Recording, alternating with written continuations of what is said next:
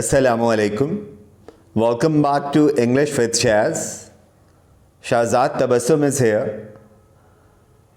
Dear students, today I'm gonna introduce the course of Functional English.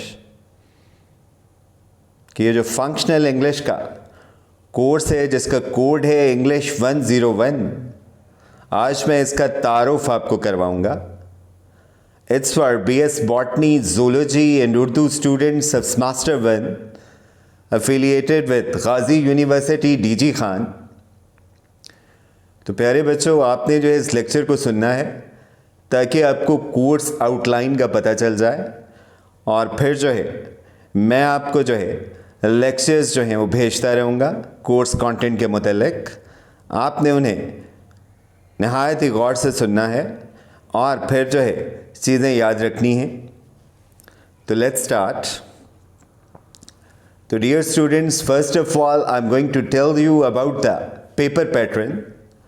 तो बच्चे याद रखें कि जो मिड टर्म आपके एग्ज़ाम्स होंगे वो जो हैं 30% काउंट होंगे और जो फाइनल टर्म का एग्ज़ाम होगा, मिड टर्म का एग्ज़ाम भी आमतौर पे 8 या 10 वीक्स के बाद होता और फाइनल टर्म का एग्ज़ाम भी जो है फिर मिड टर्म एग्ज़ाम के 8 या 10 वीक के बाद जो है अरेंज किया जाता. मगर हमारे कॉलेज के स्टूडेंट्स जो हैं ये बात जहन में रखें कि हम ऑलरेडी लेट हैं, इसलिए मिड टर्म एग्ज़ाम जो है वो जल्दी जो है वो मुनक़िद किया जाएगा. इस तरह से फ़ाइनल एग्ज़ाम भी जल्दी आ जाएगा. तो इसलिए आपको भरपूर तरीके से काम करना. सेशनल मार्क्स जो हैं वो 10% है कि अगर टोटल मार्क्स 100 हैं तो उनका 30% जो है वो मिड टर्म एग्ज़ाम होगा, 60% जो है वो फाइनल टर्म एग्ज़ाम होगा और 10% जो है वो सेशनल मार्क्स होंगे. इसमें जो 40% लेगा स्टूडेंट उसे पास डिक्लेयर किया जाएगा. अब जो मिड टर्म का एग्ज़ाम है उसमें ज़ाहिर है ऑब्जेक्टिव क्वेश्चंस भी हो सकते हैं, शॉर्ट क्वेश्चंस भी हो सकते हैं और लॉन्ग क्वेश्चंस भी हो सकते हैं. इसी तरह से जो फाइनल टर्म का एग्ज़ाम होगा या फाइनल एग्ज़ाम्स होंगे इस मास्टर के, उसमें भी शॉर्ट क्वेश्चंस भी आ सकते हैं, ऑब्जेक्टिव क्वेश्चंस भी आ सकते हैं और लॉन्ग क्वेश्चंस भी शामिल होंगे.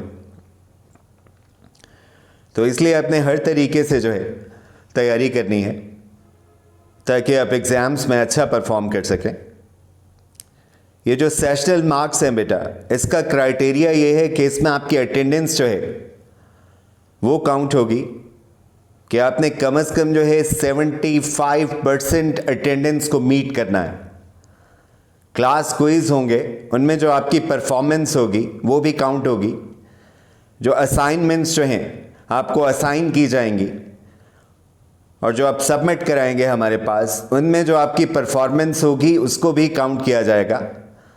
और फिर जो क्लासरूम प्रेजेंटेशंस होंगी कि आपने जो है किसी टॉपिक को प्रेजेंट करना होगा क्लास के सामने, ये भी जो है आपकी प्रेजेंटेशंस पे काउंट होंगी. तो इसलिए याद रखें कि अगर आप सेशनल मार्क्स अच्छे लेना चाहते हैं तो फिर आपने अपनी अटेंडेंस का ध्यान रखना.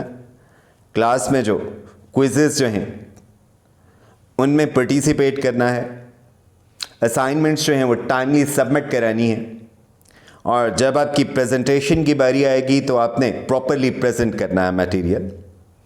अब हम चलते हैं बेटा नेक्स्ट स्लाइड की तरफ. अब ये जो है आपको नज़र आ रहा होगा इंग्लिश 101, इंग्लिश 1 लिखा हुआ है. ये 3 क्रेडिट आवर्स का कोर्स है और ये कंपलसरी कोर्स है. इसलिए ये बॉटनी वाले भी पढ़ेंगे, ज़ूलॉजी वाले भी पढ़ेंगे और उर्दू वाले भी पढ़ेंगे. अब इसमें डिक्शनरी स्किल्स है, पहला जो टॉपिक लिखा हुआ है कि आपने डिक्शनरी जो है वो कैसे इस्तेमाल करनी है. उसके बाद जो है वो ग्रामर का पोर्शन है जिसमें हम पार्ट्स ऑफ स्पीच को डिस्कस करेंगे.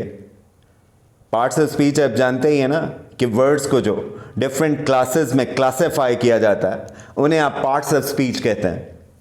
उसके बाद टेंसेस हैं कि पास्ट, प्रेजेंट, फ्यूचर 3 ही टेंसेस हैं इंग्लिश में. तो इनको हम डिस्कस करेंगे. एक्टिव पैसिव है या उसे वॉइस कह लें, डायरेक्ट इनडायरेक्ट या उसे नरेशन कह लें. इनमें आप पैसिव वॉइस वगैरह भी पढ़ चुके हैं, टेंसेस भी आपने पहले पढ़े हुए हैं, पार्ट्स ऑफ स्पीच भी आप पढ़ चुके हैं, नरेशन भी आप पढ़ चुके हैं. तो इसमें कोई नई बात नहीं है, सिर्फ उन्हीं कॉन्सेप्ट्स को हमने रिवाइज करना है. और जो कुछ हमें समझ नहीं आई थी पिछली क्लासेस में वो यहाँ पे समझने की कोशिश करनी है। पंक्चुएशन है, आर्टिकल्स हैं और प्रपोजिशंस हैं, टाइप्स ऑफ सेंटेंसेस हैं स्ट्रक्चर के एतबार से कि सिंपल, कंपाउंड और कॉम्प्लेक्स। आप जानते होंगे जो वन क्लास पे कंसिस्ट करता है सेंटेंस उसे आप सिंपल कहते हैं, जिसमें एक से ज़्यादा मतलब 2 क्लासेस होती हैं उसे कंपाउंड कहते हैं, नाम से ही जाहिर है। और जिसमें 2 से ज़्यादा क्लासेस होती हैं उसे आप कॉम्प्लेक्स कहते हैं। इसी तरह से वोकैबुलरी बिल्डिंग कि उसमें प्रीफिक्सेस और सफिक्सेस के बारे में हम पढ़ेंगे, सिनोनिम्स और एंटोनिम्स के बारे में पढ़ेंगे, एक्शन वर्ड्स के बारे में पढ़ेंगे। उसके बाद रीडिंग स्किल्स हैं कॉम्प्रिहेंशन के हवाले से कि आप किसी भी गिवन पैसेज को पढ़ सकें और फिर उस पर बेस्ड जो क्वेश्चंस हों उन्हें आप आंसर कर सकें, इसे आप कॉम्प्रिहेंशन कहते हैं। ये स्किल भी आपको शुरू से ही सिखाई जाती है, अर्ली या प्राइमरी क्लासेस में ये शुरू हो जाता है इंग्लिश के कोर्स में। फिर राइटिंग स्किल्स हैं कि आपको पता होना चाहिए कि पैराग्राफ क्या है और पैराग्राफ को लिखने का तरीका क्या है, एक अच्छा पैराग्राफ कैसे लिखा जा सकता है, उसके बारे में हम पढ़ेंगे। उसके बाद स्पीकिंग स्किल्स हैं कि अगर आप कोई पिक्चर देखते हैं क्या आप उसे इंग्लिश में डिस्क्राइब कर सकते हैं। उसके बाद क्या आप ख़ुद को डिस्क्राइब कर सकते हैं या ख़ुद को इंट्रोड्यूस करा सकते हैं। तो ये कोर्स कंटेंट है जो हमने जो है इस कोर्स में पढ़ना है, और ये कोर्स क्या है, लाजमी है, 3 क्रेडिट आवर्स पर मुश्तमिल है। तो इसलिए आपको जो है ख़ासा विजिलेंट रहना होगा, ये सारे लेक्चर्स, ये टॉपिक्स देखने होंगे, सुनने होंगे और इन्हें साथ साथ तैयार करना होगा। आप रिलैक्स नहीं हो सकते। Now let's go to the next slide. उसके बाद ये रिकमेंडेड बुक्स आपको नज़र आ रही होंगी बेटा, ये फॉरेन ऑथर्स की बुक्स हैं जो यूनिवर्सिटी ने रिकमेंड की हैं। पहली बुक है जैसे रीडर्स चॉइस, दूसरी है ऑक्सफोर्ड प्रैक्टिस ग्रामर, तीसरी है इफेक्टिव प्रेजेंटेशन, चौथी है बेसिक इंग्लिश वर्कबुक, पांचवी है बेसिक इंग्लिश, छठी है बिजनेस इंग्लिश बेसिक्स, सातवीं है बेसिक इंग्लिश ग्रामर, आठवीं है understanding and using English grammar, ninth है reading faster a drill book, 10th है general certificate English 3rd addition, 11वीं है इंग्लिश ग्रामर एंड कंपोजिशन। ये किताब जो है आपको आसानी से मिल जाएगी लैया से भी और कैरोट से भी, तो कम से कम इनमें से एक बुक ही खरीद लें फॉरेन ऑथर की, कि जो बतौर रेफरेंस बुक जो है वो आपके काम आएगी। आखिरी है प्रैक्टिस इन कॉम्प्रिहेंशन, तो ये हैं फॉरेन ऑथर्स की लिखी हुई बुक्स और ये यूनिवर्सिटी की तरफ से रिकमेंडेड बुक्स हैं। तो आप इनमें से कोई ना कोई किताब ज़रूर ख़रीदें, इससे आपको बहुत फ़ायदा पहुंचेगा।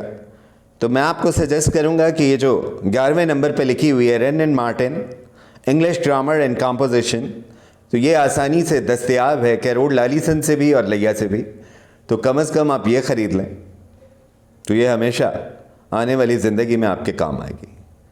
Now let's go to the next slide. इसमें बेटा एक किताब मैंने उसका टाइटल जो है वो दिखाया है, to the point functional English for BS examination by professor Aftab Ahmad.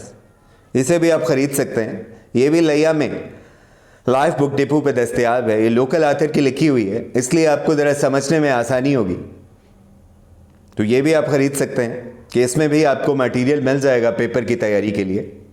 आप ज़ाहिर है मेरे लेक्चर्स भी सुनेंगे, मैं भी आपके सामने मटेरियल जो है प्रेजेंट करूँगा, और साथ में फॉरेन ऑथर की जो एक बुक है वो भी आप ख़रीद सकते हैं कि आप जो है उसे पढ़ सकते हैं घर में, और फिर जो है एग्ज़ाम के लिए प्रिपरेशन जो है वो कर सकते हैं।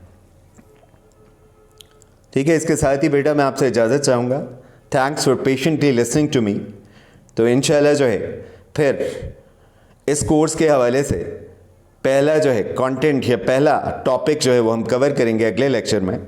टिल देन अल्लाह हाफिज़, stay safe, stay blessed, keep on listening to my videos and keep on working hard.